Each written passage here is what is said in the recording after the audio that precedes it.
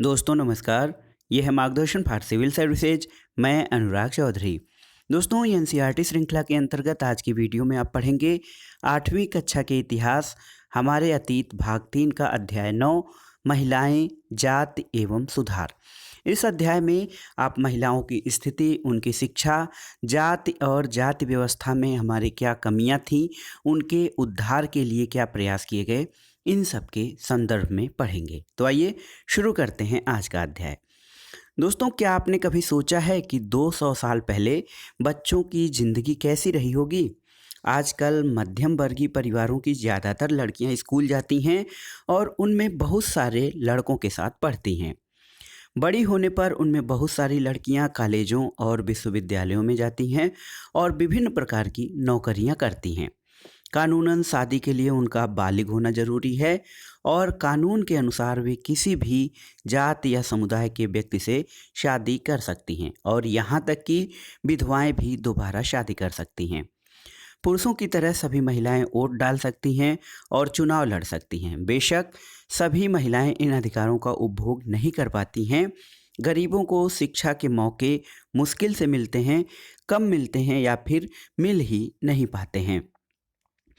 बहुत सारे परिवारों में लड़कियां अपनी इच्छानुसार पति भी नहीं चुन सकती, क्योंकि उनके पति का चुनाव या उनकी शादी उनके माता पिता या बड़े भाई या अभिभावकों द्वारा तय की जाती है। दोस्तों 200 साल पहले हालात बहुत अलग थे। ज़्यादातर बच्चों की शादी बहुत कम उम्र में ही कर दी जाती थी। हिंदू और मुसलमान दोनों धर्मों के पुरुष एक से ज़्यादा पत्नियां रख सकते थे। देश के कुछ भागों में विधवाओं से ये उम्मीद की जाती थी कि वे अपने पति की चिता के साथ ही जिंदा जल जाएं और इस तरह स्वेच्छा से या जबरदस्ती मार दी गई महिलाओं को सती कहकर महिमा मंडित किया जाता था। दोस्तों सती शब्द का अर्थ, तो सती शब्द का जो अर्थ है वह सदाचारी महिला था और संपत्ति पर महिलाओं के अधिकार बहुत ही सीमित थे। शिक्षा पर भी महिलाओं की पहुंच कोई कोई बहुत कम थी या पहुंच थी ही नहीं। देश के बहुत सारे भागों में लोगों का विश्वास था कि अगर औरत पढ़ी लिखी होगी तो वह जल्दी विधवा हो जाएगी। यहाँ पर देखिए सती बाल जाथर साल्विन द्वारा बनाया गया 1813 का एक चित्र है और भारत आने वाले यूरोपीय चित्रकारों द्वारा बनाई गई सती की बहुत सारी तस्वीरों में से यह एक है। सती प्रथा को पूर्वी समाजों में बर्बरता के सबूत के तौर पर देखा जाता था। यहाँ पर देखिए किस प्रकार एक महिला को उसके पति के चिता के में जलने के लिए मजबूर किया जा रहा है। दोस्तों समाज में सिर्फ स्त्रियां और पुरुषों के बीच ही फर्क नहीं था। ज़्यादातर इलाकों में लोग जातियों में बटे हुए थे। ब्राह्मण और क्षत्रिय खुद को ऊंची जाति का मानते थे। इसके बाद व्यापारी और महाजनी आदि से जुड़ी जातियां, जिन्हें प्रायः वैश्य कहा जाता था, उनका स्थान आता था और फिर काश्तकार, बुनकर, कुम्हार जैसे दस्तकार आते थे, जिनको कि शूद्र कहा जाता था। और इस श्रेणी क्रम की सबसे निचली पायदान पर ऐसी जातियां होती थीं जो गांवों शहरों को साफ सुथरा रखती थीं या ऐसे काम धंधे करती थीं जिन्हें ऊंची जातियों के लोग दूषित या गंदा कार्य मानते थे, यानी ऐसे काम जिनकी वजह से उनकी जाति भ्रष्ट हो जाती थी। ऊंची जातियां निचले पायदान पर खड़ी इन जातियों के लोगों को अछूत मानती थीं। अछूत या अस्पृश्य का अर्थ ये है कि इन जातियों को छूने से ही उनका धर्म भ्रष्ट हो जाता है। दोस्तों अछूत जातियां या निचले पायदान पे जो लोग थे उनको मंदिरों में प्रवेश करने की, सवर्ण जातियों के प्रयोग में आने वाले कुओं से पानी निकालने की या ऊंची जाति के आधिपत्य वाले घाट और तालाबों पर नहाने की छूट नहीं होती थी। उन्हें निम्न दर्जे का मनुष्य माना जाता था। 19वीं और 20वीं सदी के दौरान इसमें बहुत सारे कायदे कानून और नज़रिए धीरे धीरे बदलते गए। आइए देखते हैं कि ये सब कैसे हुआ। तो परिवर्तन की दिशा में उठते कदम किस प्रकार से परिवर्तन हुआ और समाज में जो निचली जातियां थीं जिन्हें कि निम्न दर्जे का माना जाता था, उन्हें या उनके अधिकारों के लिए किस प्रकार से प्रयास किए गए। दोस्तों 19वीं शताब्दी की शुरुआत से ही हमें सामाजिक रीति रिवाजों और मूल्य मान्यताओं से संबंधित बहस, मुहावसे और चर्चाओं का स्वरूप बदलता दिखाई देता है। इसकी वजह क्या थी? तो इसका कारण ये था कि संचार के नए तरीके विकसित हो रहे थे। पहली बार किताबें, अखबार, पत्रिकाएं, पर्चे और पुस्तिकाएं छप रही थीं और ये चीज़ें न केवल पुराने साधनों के मुकाबले सस्ती थीं, बल्कि उन पांडुलिपियों के मुकाबले ज़्यादा लोगों की पहुंच में भी थीं, जिनके बारे में आप पिछले कक्षा में पढ़ चुके हैं।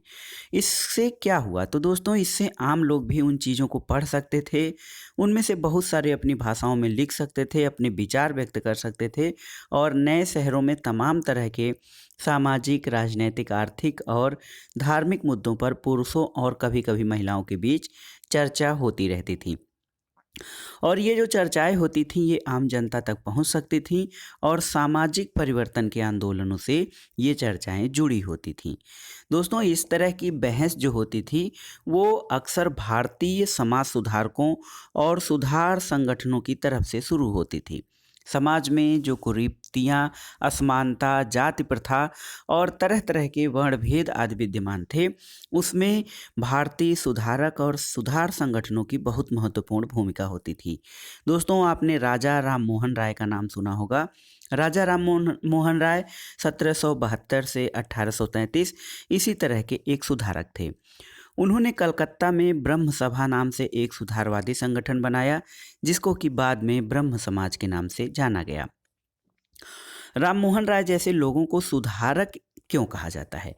तो दोस्तों, राजा राममोहन राय, ईश्वरचंद्र विद्यासागर, पंडिता रमाबाई, इन लोगों को सुधारक इसलिए कहा जाता था क्योंकि वे मानते थे कि समाज में परिवर्तन लाना और अन्यायपूर्ण तौर तरीकों से छुटकारा पाना जरूरी है। उनका विचार था कि इस तरह के परिवर्तन लाने के लिए लोगों को इस बात के लिए प्रेरित किया जाना चाहिए कि वे पुराने व्यवहार को छोड़कर जीवन का नया ढंग अपनाने के लिए तैयार हों। दोस्तों, राममोहन राय देश में पश्चिमी शिक्षा का प्रसार करने और महिलाओं के लिए ज़्यादा स्वतंत्रता और समानता के पक्षधर थे। यहाँ पर देखिए, रेमब्रांट पील द्वारा 1833 में राजा राममोहन राय का ये चित्र दिया गया है। राजा राममोहन राय भारतीय समाज सुधारकों में प्रथम स्थान पर आते हैं। इन्हें भारतीय पुनर्जागरण का अग्रदूत या भारतीय पुनर्जागरण का पिता भी कहा जाता है। दोस्तों, राजा राममोहन राय चाहते थे कि महिलाओं को पुरुषों के समान शिक्षा मिले, महिलाओं के लिए ज़्यादा स्वतंत्रता हो और उनको पुरुषों के समान समानता भी मिले।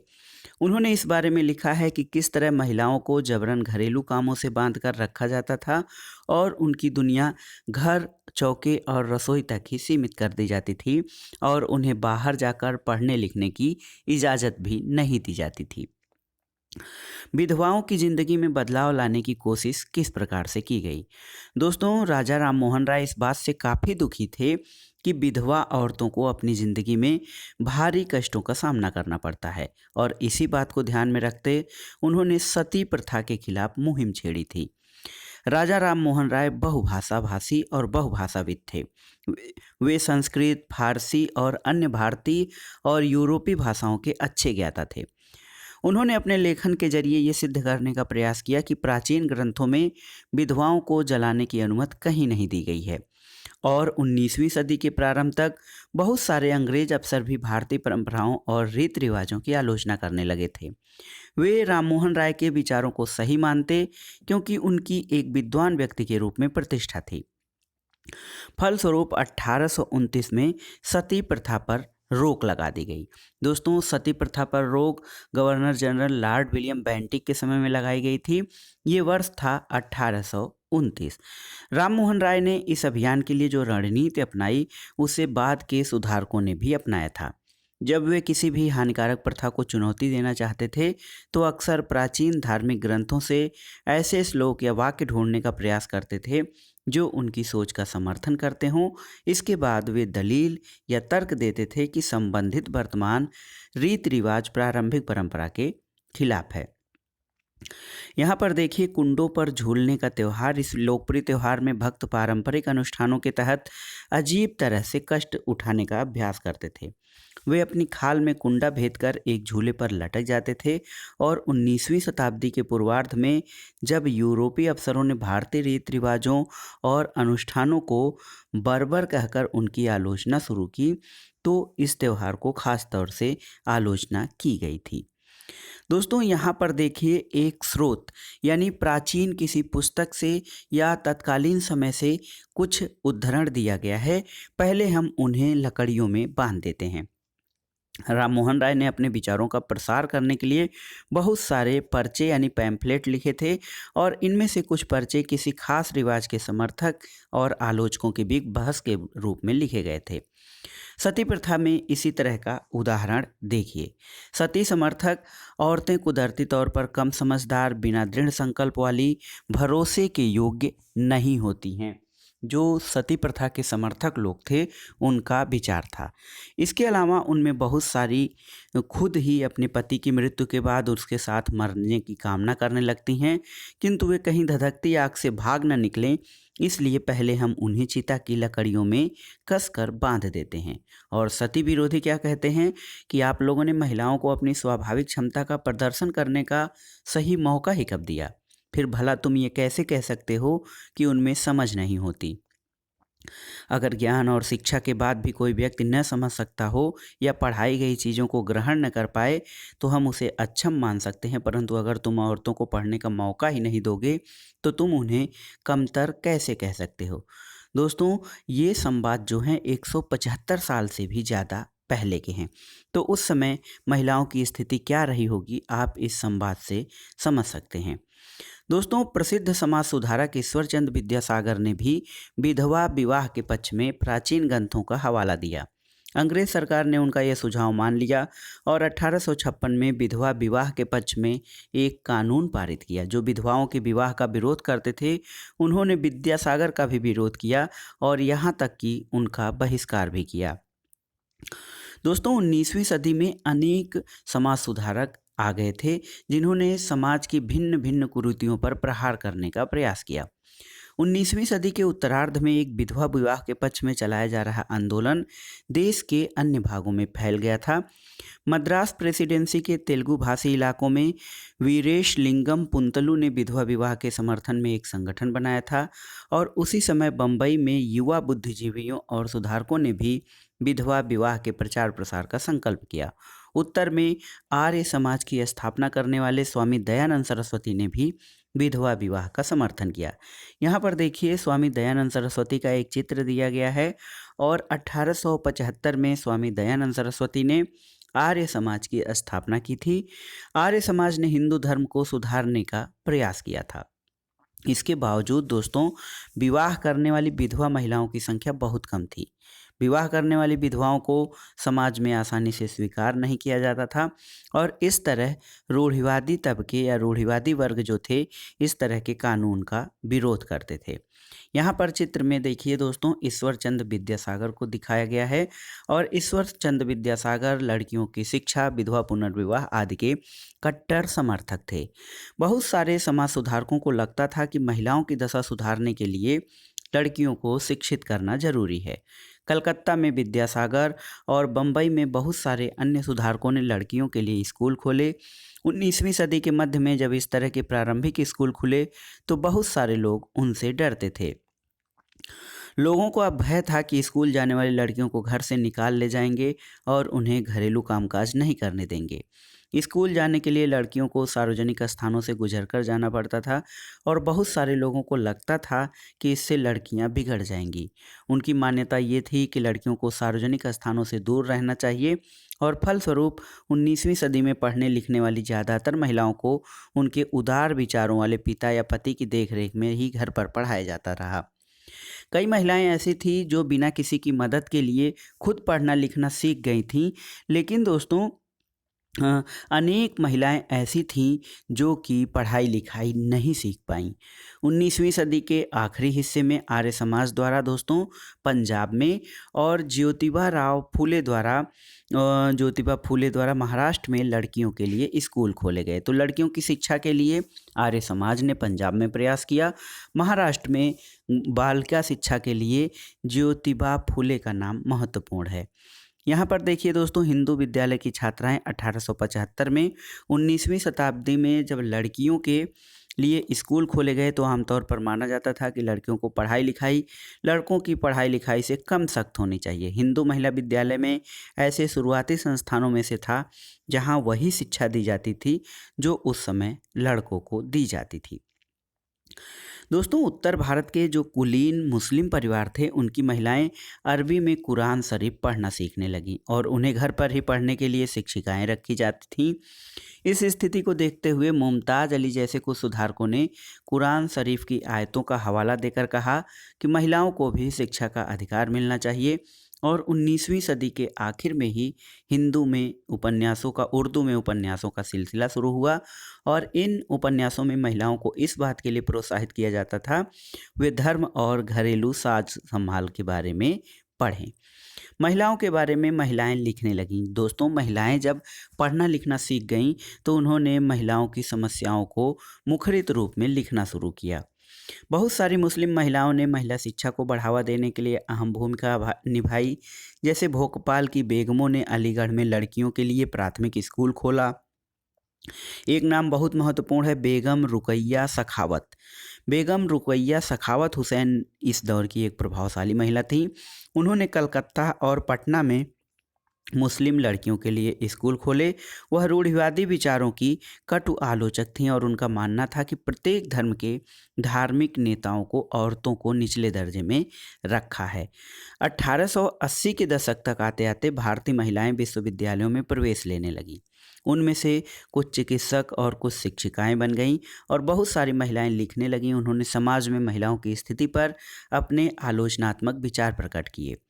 पूना में घर पर ही रहकर शिक्षा प्राप्त करने वाली ताराबाई शिंदे ने स्त्री पुरुष तुलना नाम से एक किताब प्रकाशित की जिसमें पुरुषों और महिलाओं के बीच मौजूद सामाजिक फर्कों की आलोचना की गई थी।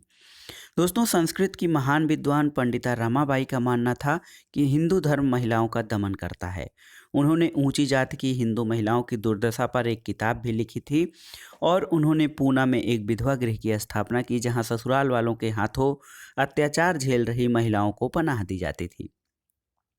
वहां महिलाओं को ऐसी चीज़ें सिखाई जाती थी जिनके सहारे वे अपनी रोजी रोटी चला सकें। दोस्तों, जाहिर है कि इन सब बातों से रूढ़िवादी खेमे के लोग या परंपरावादी खेमे के लोग वो काफ़ी नाराज़ हो गए। जैसे बहुत सारे हिंदू राष्ट्रवादियों को लगने लगा था कि हिंदू महिलाएं पश्चिमी तौर तरीके अपना रही हैं, इससे हिंदू संस्कृति भ्रष्ट होगी, पारिवारिक संस्कार नष्ट हो जाएंगे। रूढ़िवादी मुसलमान भी इन बदलावों के नतीजों को लेकर चिंतित थे। लेकिन दोस्तों, जैसा कि आप देख सकते हैं 19वीं शताब्दी के आखिर तक खुद महिलाएं भी सुधारों के लिए बढ़ चढ़कर प्रयास करने लगी थीं। उन्होंने किताबें लिखीं, पत्रिकाएं निकालीं, स्कूल और प्रशिक्षण केंद्र खोले और महिलाओं को संगठित किया। 20वीं सदी की शुरुआत से वह महिलाओं को मताधिकार, बेहतर स्वास्थ्य सुविधाएं और शिक्षा के अधिकार के बारे में कानून बनवाने के लिए राजनीतिक दबाव समूह बनाने लगी थीं और उनमें से कुछ महिलाओं ने 1920 के दशक के बाद विभिन्न प्रकार के राष्ट्रवादी और सामाजिक आंदोलनों में हिस्सा भी लिया था। दोस्तों, 20वीं शताब्दी में जवाहरलाल नेहरू और सुभाष चंद्र बोस जैसे नेताओं ने महिलाओं के लिए और अधिक स्वतंत्रता तथा समानता की मांगों का समर्थन किया और राष्ट्रीय नेताओं ने ये आश्वासन दिया कि स्वतंत्रता मिलने पर सभी पुरुषों और महिलाओं को वोट डालने का यानी मत देने का अधिकार दे दिया जाएगा। लेकिन उनका आह्वान था कि जब तक स्वतंत्रता नहीं मिल जाती तब तक महिलाओं को अंग्रेजी राज विरोधी संघर्ष की ओर जोर लगाना चाहिए। यहाँ पर देखिए दोस्तों, एक पुस्तक का अंश दिया गया है, जब औरत का पति मर जाता है। दोस्तों, अपनी पुस्तक स्त्री पुरुष तुलना में ताराबाई शिंदे ने लिखा था कि क्या औरत को अपनी ज़िंदगी उतनी ही प्यारी नहीं होती जितनी कि तुम्हें तुम्हारी ज़िंदगी प्यारी है। ये तो कुछ बात हो गई। मानो महिलाएं पुरुषों से बिल्कुल अलग चीज़ों से बनी हों, मानो वे धूल या चट्टानों या जंग लगे लोहे से बनी हों और तुम और तुम्हारी ज़िंदगी शुद्ध सोने की बनी हो। तुम मुझसे पूछते हो कि मेरा क्या मतलब है। मेरा मतलब यह है कि जब औरत का पति मर जाता है तो उसका क्या हश्र होता है। नाई आता है, उसके लहराते बाल साफ कर देता है, सिर्फ इसलिए कि तुम्हारी आंखों को ठंडक पड़ जाए। उसे शादी ब्याह, आवा भगत और शुभ अवसरों से बहिष्कृत कर दिया जाता है।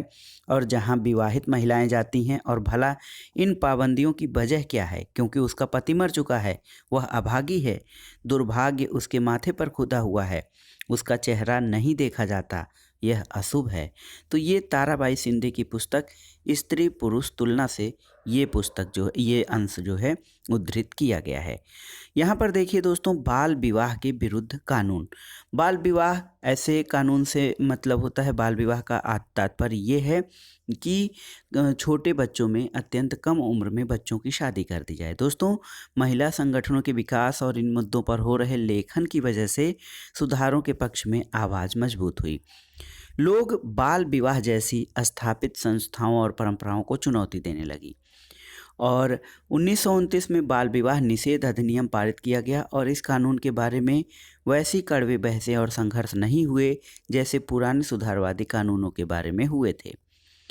इस कानून के अनुसार 18 साल के कम उम्र के लड़के और 16 साल से कम उम्र की लड़की की शादी नहीं की जा सकती, और बाद में यह उम्र बढ़ाकर 21 साल और 18 साल कर दी गई है। दोस्तों, 8 साल की दुल्हन, यह 20वीं शताब्दी के शुरुआत में एक बाल वधू का चित्र है। क्या आपको पता है कि आज भी हमारे देश में 20% से ज़्यादा लड़कियों की शादी 18 साल से पहले ही कर दी जाती है। दोस्तों, आगे देखते हैं जाति और समाज सुधार के बारे में। हमने अभी जिन समाज सुधारकों का जिक्र किया, उनमें से कई जातीय गैर बराबरी के भी विरोधी थे। राजा राम मोहन राय ने जाति व्यवस्था की आलोचना करने वाले एक पुराने बौद्ध ग्रंथ का अनुवाद किया, और प्रार्थना समाज भक्ति परंपरा का समर्थक था, जिसमें सभी जातियों को आध्यात्मिक समानता के स्तर पर जोर दिया गया था।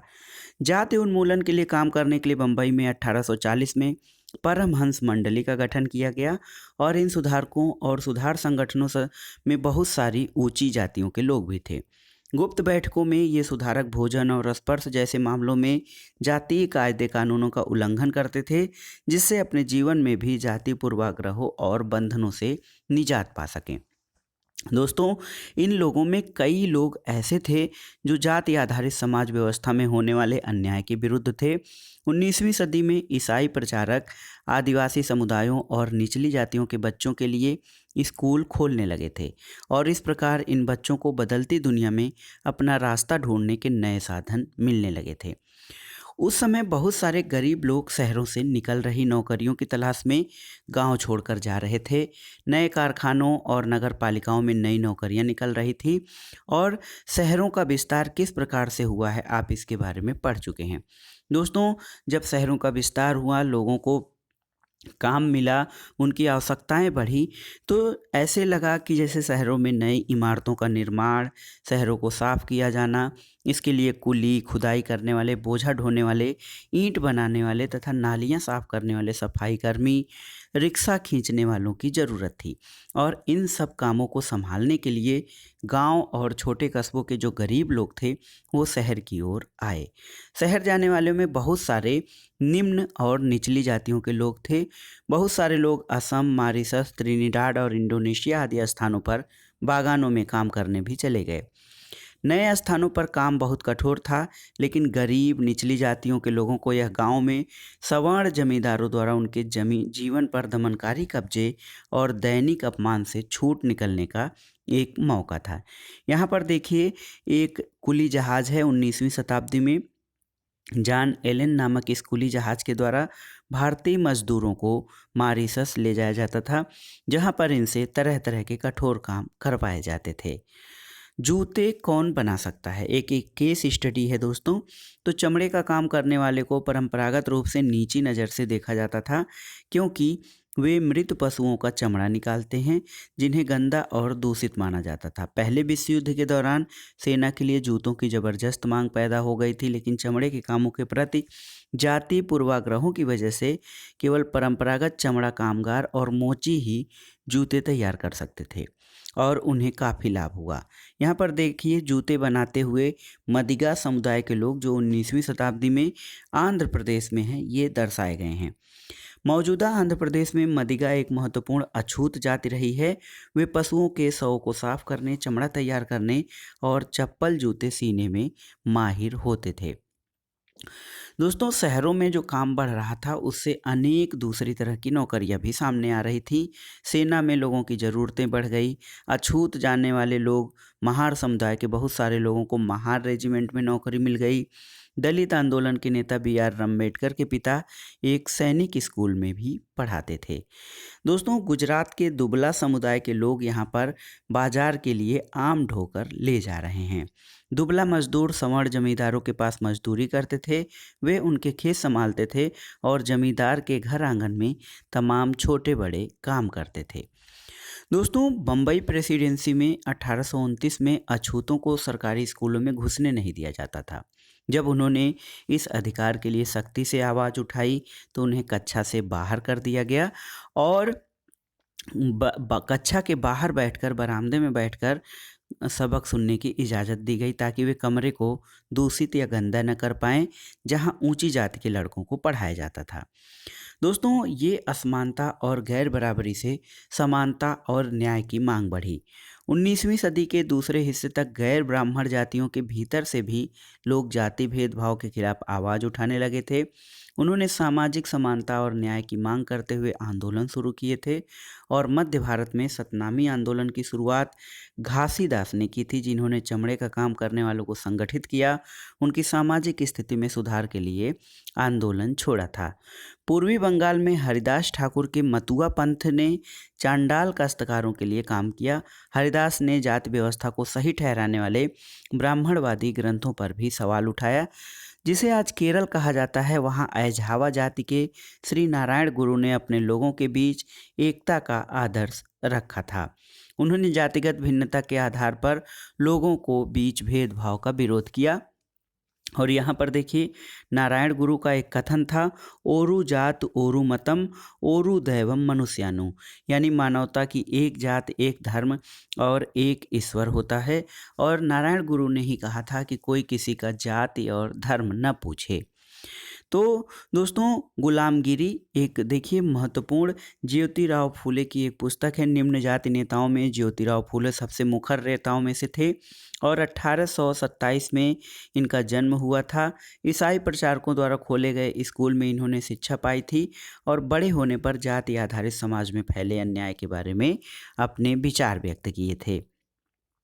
उनका तर्क था कि आर्य विदेशी थे जो उपमहाद्वीप के बाहर से आए थे और उन्होंने इस मिट्टी के असली वारिसों यानी आर्यों के आने से पहले यहाँ रह रहे मूल निवासियों को हराकर उन्हें गुलाम बना लिया।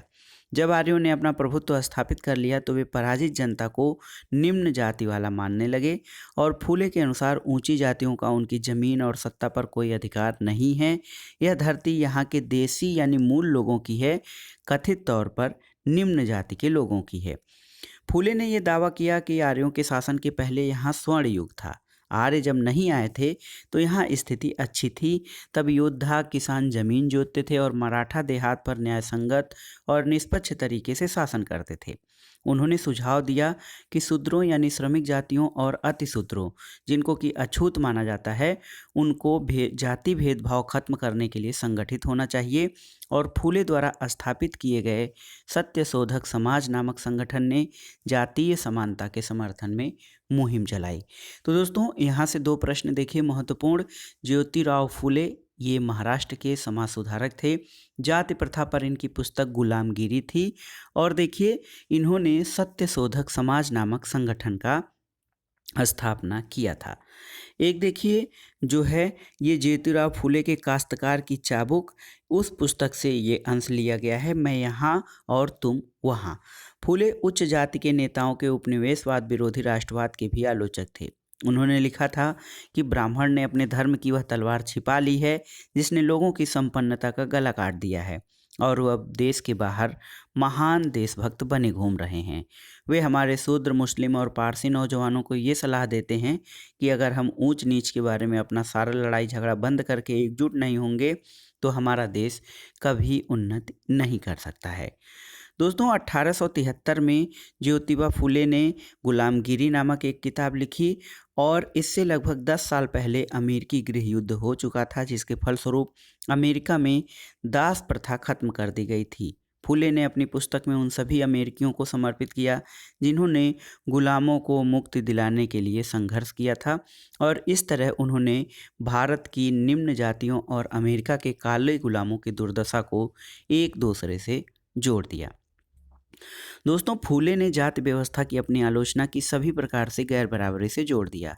वह उच्च जाति में महिलाओं की दुर्दशा, मजदूरों की मुसीबत और निम्न जातियों के अपमानपूर्ण हालात के बारे में गहरे तौर पर चिंतित थे। जाति सुधार का यह आंदोलन 20वीं शताब्दी में भी पश्चिम भारत में डॉक्टर भीमराव अंबेडकर और दक्षिण में ईबी रामास्वामी नायकर जैसे महान दलित नेताओं के नेतृत्व में चलता रहा था। प्रश्न ये उठता है कि मंदिरों में कौन जा सकता था। डॉक्टर भीमराव अंबेडकर एक महार परिवार में पैदा हुए थे। बचपन में उन्होंने इस बात को बहुत नज़दीक से देखा था कि रोजाना की जिंदगी में जाति भेदभाव और पूर्वाग्रह क्या होता है। स्कूल में उन्हें कक्षा से बाहर जमीन पर बैठना पड़ता था। उन्हें सवर्ण बच्चों द्वारा इस्तेमाल किए जाने वाले नलकों से पानी पीने की इजाज़त नहीं थी, और स्कूल की पढ़ाई पूरी करने के बाद उन्हें उच्च अध्ययन के लिए अमेरिका जाने हेतु फेलोशिप मिल गई थी। 1919 में भारत लौटने पर उन्होंने समकालीन समाज में उच्च जातीय सत्ता संरचना पर काफ़ी लिखा। यहाँ पर देखिए दोस्तों, हम भी इंसान हैं। 1927 में डॉक्टर अंबेडकर ने कहा था कि अब हम सिर्फ ये साबित करने के लिए तालाब पर जाना चाहते हैं कि औरों की तरह हम भी इंसान हैं। हिंदू समाज के दो मुख्य सिद्धांतों समानता और जातिवाद की समाप्ति पर पुनर्गठन किया जाना चाहिए। यहाँ पर देखिए दोस्तों, मदुरै मंदिर का प्रवेश द्वार टॉमस डेनियल द्वारा बनाया गया 1792 का चित्र है। मंदिर के प्रवेश आंदोलन से पहले अछूतों को इस तरह के प्रवेश द्वारों के आसपास फटकने भी नहीं दिया जाता था। सन 1927 में दोस्तों अंबेडकर ने मंदिर प्रवेश आंदोलन शुरू किया, जिसमें महार जाति के लोगों ने बड़ी संख्या में हिस्सा लिया। ब्राह्मण पुजारी इस बात पर बहुत आग बबूला हो गए थे कि दलित भी मंदिर के जलाशय का पानी इस्तेमाल कर रहे हैं, क्योंकि दलितों को ब्राह्मणों द्वारा या उच्च जातियों द्वारा प्रयोग किए गए नल तालाबों को प्रयोग करने की अनुमति नहीं थी। 1927 से 1935 के बीच अंबेडकर ने मंदिरों में प्रवेश के लिए ऐसे 3 आंदोलन चलाए, और वह पूरे देश को दिखाना चाहते थे कि समाज में जाति पूर्वाग्रहों की वजह कितनी मजबूत है। यहाँ पर देखिए गैर ब्राह्मण आंदोलन के बारे में। तो 20वीं शताब्दी के आरंभ में गैर ब्राह्मण आंदोलन शुरू हुआ, और यह प्रयास उन गैर ब्राह्मण जातियों का था जिन्हें शिक्षा, धन और प्रभाव हासिल हो चुका था। उनका तर्क था कि ब्राह्मण तो उत्तर से आए उन आर्य आक्रमणकारियों के वंशज हैं जिन्हें यहाँ के मूल निवासियों यानी देसी द्रविड़ नस्लों को हराकर दक्षिणी भूभाग पर विजय हासिल की थी। उन्होंने सत्ता पर ब्राह्मणवादी दावे को भी चुनौती दी। पेरियार के नाम से प्रसिद्ध ईवी रामास्वामी नायकर, यहाँ पर इनका चित्र दिया गया है दोस्तों। ये एक मध्यम वर्गीय परिवार में पले बढ़े थे। इन्होंने प्रारंभिक जीवन में संन्यास ग्रहण किया और संस्कृत शास्त्रों का गंभीरता से अध्ययन किया था। बाद में वे कांग्रेस के सदस्य बने, लेकिन जब उन्होंने राष्ट्रवादियों द्वारा आयोजित की गई एक दावत में देखा कि वहां बैठने के लिए जातियों के हिसाब से अलग अलग इंतजाम किया हुआ है, तो उन्हें हताश होकर पार्टी छोड़ दिया, और इस दावत में निम्न जातियों और उच्च जातियों के लिए अलग अलग बैठने का इंतजाम किया गया था। पेरियार की समझ में आ चुका था कि अछूतों को अपने स्वाभिमान के लिए खुद लड़ना होगा, और इसी बात को ध्यान में रखते हुए उन्होंने स्वाभिमान आंदोलन शुरू किया। उनका कहना था कि मूल तमिल और द्रविड़ संस्कृति के असली वाहक अछूत ही हैं, जिन्हें ब्राह्मणों ने अपने अधीन कर लिया है। पेरियार का मानना था कि सभी धार्मिक नेता और मुखिया सामाजिक विभाजनों और असमानता की ईश्वर प्रदत्त मानते हैं, इसलिए सामाजिक समानता के सभी धर्मों से अछूतों को खुद मुक्ति पानी होगी। पेरियार हिंदू वेद पुराणों के कट्टर आलोचक थे। खास तौर से मनु द्वारा रचित मनु संहिता, भगवद गीता और रामायण के वे कटु आलोचक थे। उनका कहना था कि ब्राह्मणों ने निचली जातियों पर अपनी सत्ता और महिलाओं पर पुरुषों का प्रभुत्व स्थापित करने के लिए इन पुस्तकों का सहारा लिया है। महिलाओं के बारे में पेरियार ने क्या लिखा था? तारा मुर्कुतम जैसे शब्दों के आगमन के बाद हमारी महिलाएं अपने पतियों के हाथों की कठपुतली बन गई थीं। हमें ऐसे पिताओं के संरक्षण में जीना पड़ा जो अपनी बेटियों को सलाह देते हैं कि उन्हें पतियों को उपहार में दिया जा चुका है और अब वे अपने पति के घर का हिस्सा हैं। यह संस्कृति के साथ हमारी घनिष्ठता का परिणाम है। ये पेरियार द्वारा रचित पेरियार चिंता नाइकल से ये उद्धरण लिया गया है। दोस्तों, महिलाओं पर पुरुषों का प्रभुत्व स्थापित करने के लिए जो तर्क पेरियार द्वारा दिए गए थे, तो ये तर्क और दलीलें लोगों को रास नहीं आईं और निम्न जाति नेताओं के भाषण, विचारपूर्ण लेखन और आंदोलनों से उच्च जाति राष्ट्रवादी नेताओं के बीच कुछ आत्ममंथन और आत्मालोचना की प्रक्रिया शुरू हुई। लेकिन रूढ़िवादी हिंदू समाज ने भी उत्तर में सनातन धर्म सभाओं और भारत में धर्म महामंडल और बंगाल में ब्राह्मण सभा जैसे संगठनों के जरिए इन रुझानों का सख्ती से विरोध किया। इसका मानना इससे स्पष्ट है कि जो ब्राह्मण या उच्च वर्ग थे वो निचली जातियों को आगे बढ़ने के अवसर नहीं देना चाहते थे। दोस्तों, एक प्रकार से देखा जाए तो ये जो जाति संघर्ष या जाति आंदोलन था, ये कुछ हमारे समाज सुधारकों द्वारा समाज में समानता के लिए किया जाने वाला बहुत ही महत्वपूर्ण प्रयास था। दोस्तों, अनेक विचारक या पेरियार या ये जो संगठन थे जो जातीय समानता की बात करते थे, उनका उद्देश्य ये था कि हिंदू धर्म में जाति ऊंच नीच को जो महत्व दिया जाता है उस पर कोई आंच न आए। वे साबित करना चाहते थे कि इस बात को धार्मिक ग्रंथों में मान्यता मिली हुई है और औपनिवेशिक काल के बाद भी जाति के सवाल पर बहस और संघर्ष चलते रहे और ये आज भी जारी हैं। और कहा भी जाता है कि जो जाति व्यवस्था है, भारतीय समाज कितना भी अग्रगामी हो गया है लेकिन जाति व्यवस्था अभी भी उसमें व्याप्त है। यहाँ पर देखिए, सुधारों के लिए संगठित होना, ब्रह्म समाज। दोस्तों, ब्रह्म समाज की स्थापना 1830 में की गई और यह संस्था मूर्ति पूजा और बलि के विरुद्ध थी। इसके अनुयायी उपनिषद में विश्वास करते थे। डिरोजियो और यंग बंगाल आंदोलन। तो दोस्तों, हेनरी विवियन डिरोजियो जो थे 1820 में हिंदू कॉलेज कलकत्ता में अध्यापक थे और उन्होंने अपने विद्यार्थियों में आमूल परिवर्तनकारी विचारों से अवगत कराया और उन्हें तमाम तरह की सत्ता पर सवाल खड़ा करने के लिए प्रोत्साहित किया। रामकृष्ण मिशन और विवेकानंद। तो दोस्तों, रामकृष्ण मिशन का नाम स्वामी विवेकानंद के गुरु रामकृष्ण परमहंस के नाम पर रखा गया और ये मिशन समाज सेवा और निस्वार्थ श्रम के जरिए मुक्ति के लक्ष्य पर जोर देता था। प्रार्थना समाज। तो 1867 में बम्बई में प्रार्थना समाज ने जाति बंधनों को खत्म करने और बाल विवाह के उन्मूलन के लिए प्रयास किया। प्रार्थना समाज ने महिलाओं की शिक्षा को प्रोत्साहित किया और विधवा विवाह पर लगी पाबंदी के खिलाफ आवाज़ उठाई थी। वेद समाज। तो दोस्तों, मद्रास में 1864 में वेद समाज की स्थापना हुई। वेद समाज ब्रह्म समाज से प्रेरित था और वेद समाज ने जाति भेदभाव को समाप्त करने और विधवा विवाह तथा महिलाओं को शिक्षा को प्रोत्साहित करने का प्रयास किया। एक अन्य संगठन अलीगढ़ आंदोलन था। सर सैयद अहमद खान द्वारा 1875 में अलीगढ़ में खोले गए मोहम्मडन एंग्लो ओरिएंटल कॉलेज को बाद में अलीगढ़ मुस्लिम विश्वविद्यालय के नाम से जाना गया। यहाँ मुसलमानों को पश्चिमी विज्ञान के साथ साथ विभिन्न विषयों की आधुनिक शिक्षा भी दी जाती थी और अलीगढ़ आंदोलन मूलतः शैक्षणिक सुधारों से संबंधित था।